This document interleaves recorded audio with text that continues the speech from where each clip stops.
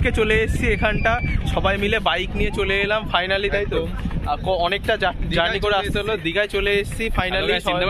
আমরা গাড়ি নিয়ে চলে এলাম। আর এটা হলো রানাঘাটের বংক্রাশ মিনময়, জানি চিনতে পারবেন না কারণ। আর আমি এখানে অনেক হাইট ছোট লাগছে কারণ আমি এখানে নিচে দাঁড়িয়ে রয়েছি। আর এখানে রয়েছে পোলগ্ন। আমরা সবাই মিলে 4 জন মিলে চলে এসেছি ঘুরতে, বাইক নিয়ে ফার্স্ট টাইম এলাম সবাই মিলে দীঘা ঘুরতে। প্রচুর আনন্দ হচ্ছে এখানটা, প্রচুর লোক দাঁড়িয়ে রয়েছে এই জায়গাটা, মানে ভাবতে পারবেন না। ভিউটা আপনারা দেখতে পারেন। তো আমরা এখন তো এতক্ষণ জার্নি করে কিরকম লাগছে মিনময়? ভালোই লাগছে, খাওয়া খেতে খেতে। মিনময় অবশ্য দীঘায় আসবে বলে ক্লিন শেপ করে নিয়েছে, যাতে ভেবেছিল এটা হলো গোয়া, কিন্তু গোয়ার মতন ফিলিংস পাবে না। আর কি, গরিব মানুষ দীঘায় যাবো, বড় দখলে গোয়া যাবো। তুই তো আরো বড় দখলে মালদ্বীপ যাবো। ওর গলায় দেখতে পাচ্ছেন পয়সা নিয়ে ঘুরছে, আমরা গরিব মানুষ। আর হলো রোহিত এখানে টি শার্ট পরে চলে এসছে, বলছে বেশি গরম তো এই কারণে।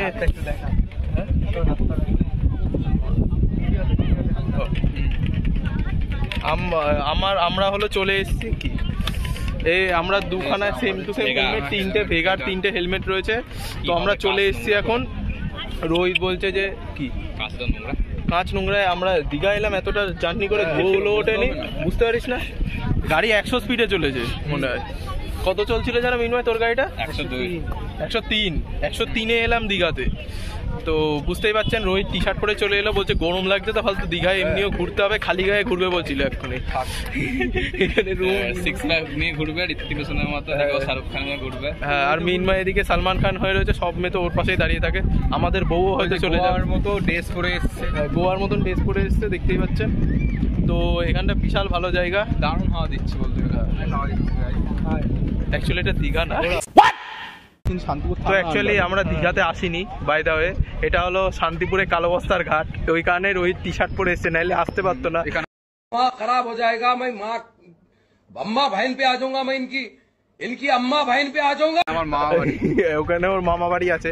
আগের ব্লগে, শান্তিপুর ব্লগে হয়তো দেখতে পেয়েছো তোমরা, ওর মামা বাড়িতে এসেছিলাম আমরা। শান্তিপুরে বিশাল আনন্দ করেছিলাম এবং বিশাল বড়ভাবে রাস উৎসব হয়। আবারও এবছর রাসে আপনাদের নিয়ে আসা হবে ভিডিও। OnePlus ইউজার, OnePlus ফোনটা সবচেয়ে ভালো ফোন। আমি নিজে 3 বছর 5 মাস ধরে ইউজ করছি। মানে সবচেয়ে ভালো ফোন ছিল OnePlus।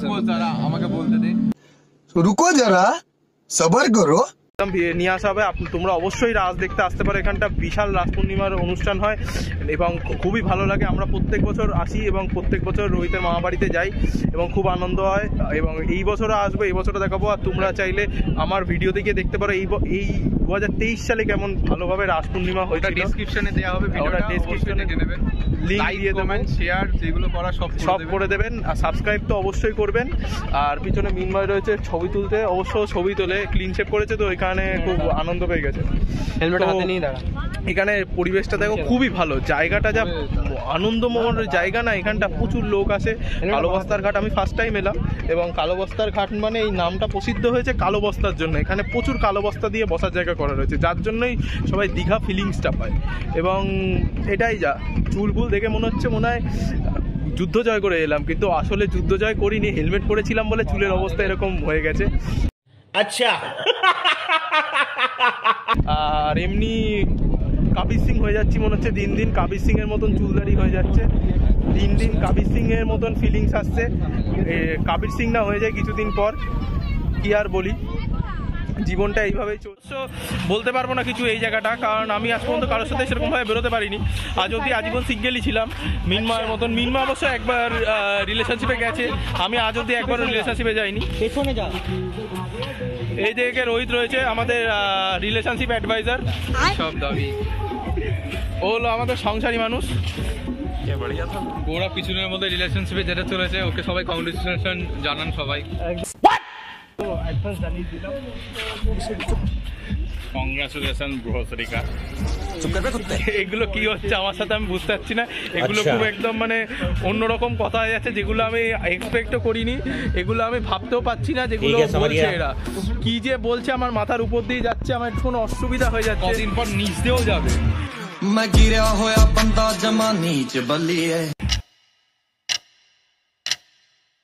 রোহিত এদিকে ফটোশুট করছে পিছন থেকে, শোল্ডার দেখাচ্ছে। বাইরে রোহিত জিম করে, আমিও জিম করি, একসাথে আমরা জিম করছি। যে জিমে আমি করছি এবং করছে কিন্তু অলরেডি 1 মাস আসেনি। আমি 1 মাস একটু আমি প্রবলেমে ছিলাম, যার জন্য আমার দাড়ি কোপও বেড়ে গেছে, একটুখানি সমস্যা চলছিল লাইফে, ওর জন্য। গার্লফ্রেন্ড জনিত সমস্যা, গার্লফ্রেন্ড নেই জীবনে, গার্লফ্রেন্ড জনিত সমস্যা। চিন্তা নেই, আমি ইউটিউবের কমেন্ট বক্সে লিঙ্ক দিয়ে দেবো, ফেসবুক লিঙ্ক। কোনো ফেসবুক লিঙ্কও নেই বাই দ্য ওয়ে। এমনি লাইফে চলছিলাম আর দাড়ি কোপ বেড়ে গেছে, এমনি আমি ঘুরতে যাবো বলে হয়ে যাবে সেটারই প্ল্যানিং ছিল। অবশ্যই আমার মতন কোনো মেন্টালিটি নেই, দাড়ি খুব বড় করছে বড়। এমনি দাড়ি কোপ এমনি বড় করছিলাম কারণ আমি অ্যানিমেল মুভি দেখে খুব অনুপ্রাণিত হয়েছিলাম এবং অ্যানিমেল মুভিটা আমার খুব ভালো লেগেছিল। হ্যাঁ অ্যানিমেল, ওই কারণে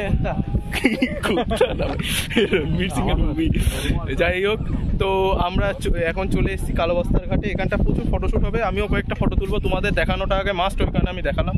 তো এবার কিছু ফটো তুলবো, দেখা যাক জায়গাটা কীরকম, এবং পরের বার আরও নতুন নতুন জায়গা নিয়ে আসবো। কিছুদিন সময় লেগে গেল ভিডিওটা আনতে, কারণ কয়েকদিন আমি একটুখানি পারিনি, ব্যস্ত ছিলাম না, মানে একটুখানি খাপা খাপে ব্যস্ত ছিল। বলিস না, कैसी अपमानजनक बातें कर रहा है लड़का, ये अश्लील है ये लोना। এমনি প্রপ করে চাপ। বউ নেই আমার ভাই, আমার তো সিঙ্গেল মানুষ। বউ নেই ভাই, ওর গার্লফ্রেন্ড আছে। গার্লফ্রেন্ডও নেই, সিঙ্গেল আমি। सारी उम्र में जो कर जबड़े যাই হোক, তো এইভাবেই হচ্ছে, এবং এরপরে আমরা একটা কিছুই হচ্ছে না, মানে এইভাবে ভিডিওটা হচ্ছে, মানুষকে দেখাচ্ছি। रहा नहीं जाता, तड़प ही ऐसी है ना। তো এখন ফটোশুট হচ্ছে, তো দেখা হচ্ছে আবার আরো নিত্য নতুন এখানকার জায়গা নিয়ে তুলে আনবো।